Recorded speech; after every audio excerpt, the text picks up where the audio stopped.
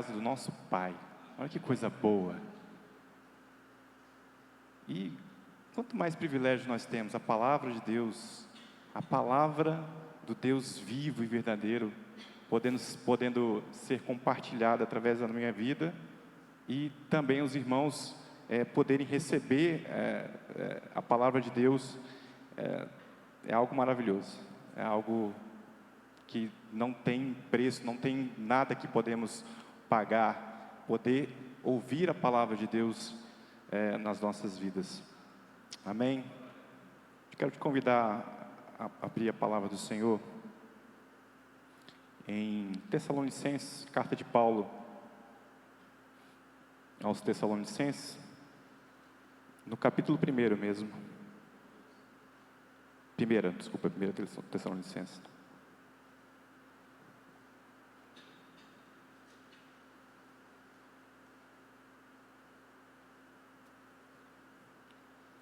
Prometo aos irmãos que não vou me demorar muito. Antes de meia-noite, eu acho que todos estaremos em casa. Amém? Amém. Todos acharam?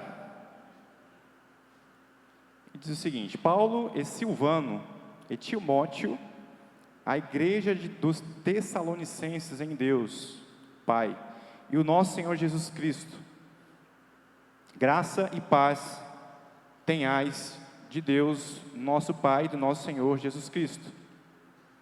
Sempre damos graças a Deus por vós, todos, fazendo menção de vós em nossas orações, lembrando-nos sem cessar da obra da vossa fé, do trabalho do amor, da paciência, da esperança em nosso Senhor Jesus Cristo, diante do nosso Deus e Pai. Sabendo, amados irmãos, que a vossa eleição é de Deus, porque o nosso Evangelho não foi a vós somente em palavras, mas também em poder e no Espírito Santo, e em muitas certezas, como bem sabeis, quais fomos entre vós, por amor de vós.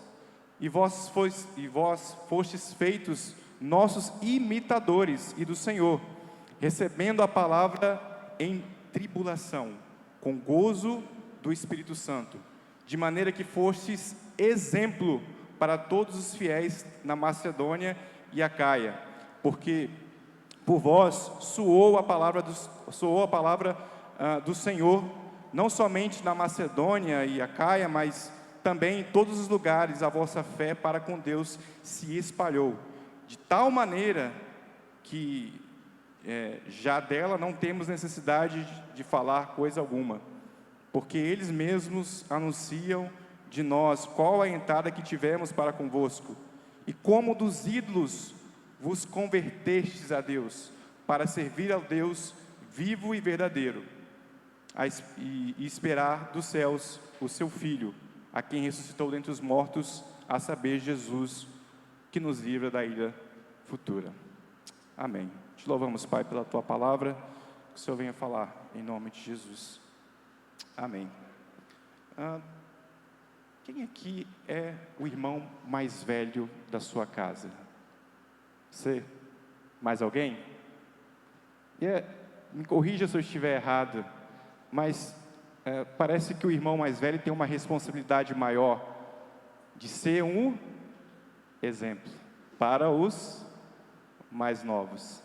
E fato é, queridos, que as pessoas, não só na nossa casa, no nosso convívio familiar, mas as pessoas estão nos observando diariamente, quer seja no trabalho, quer seja na escola, quer seja na rede social, quer seja em qualquer lugar, nós estamos sendo observados. E muitas das vezes nós podemos ser um exemplo para as pessoas que estão nos observando.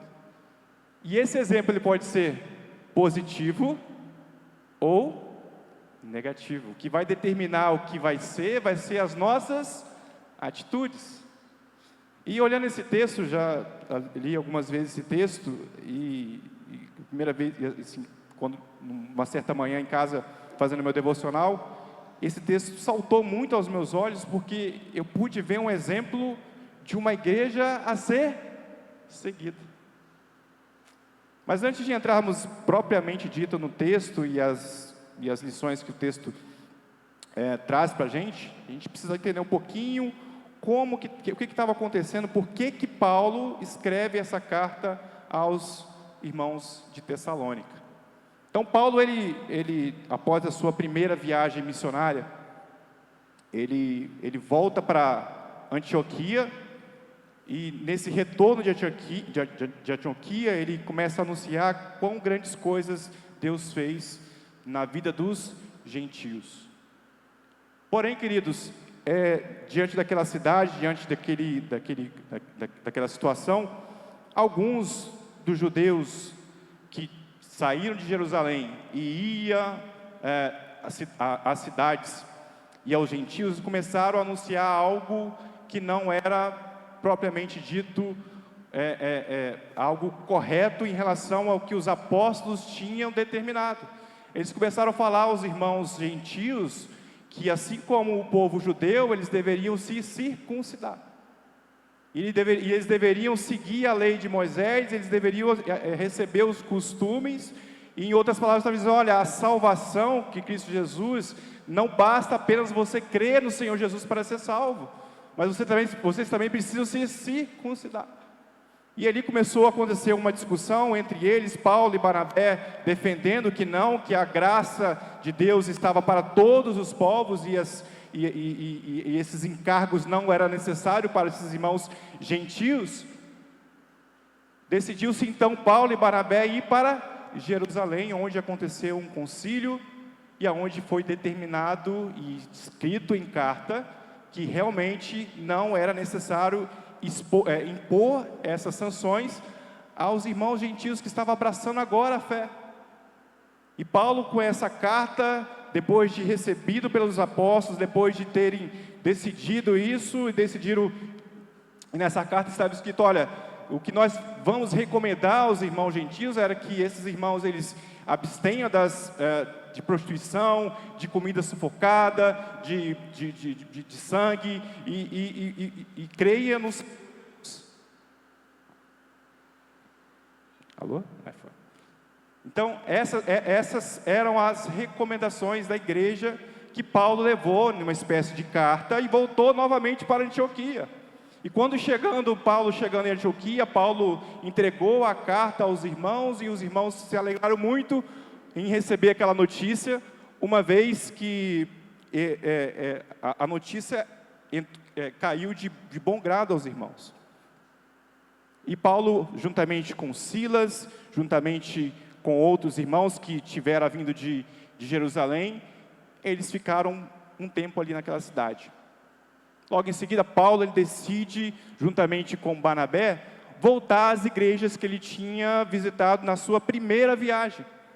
Só que Barnabé queria levar João Marcos, porém, Paulo não queria levar João Marcos, porque João Marcos tinha abandonado eles numa dessas viagens, e a discussão foi tão grande, tão tremenda, que, de fato, os dois se separaram. Barnabé foi para Chipre, e Paulo e Silas foi para Síria e Sicília. Então eles se separaram, e Paulo, indo para a região da Síria, Sicília, ele chega em Derbe, Listra,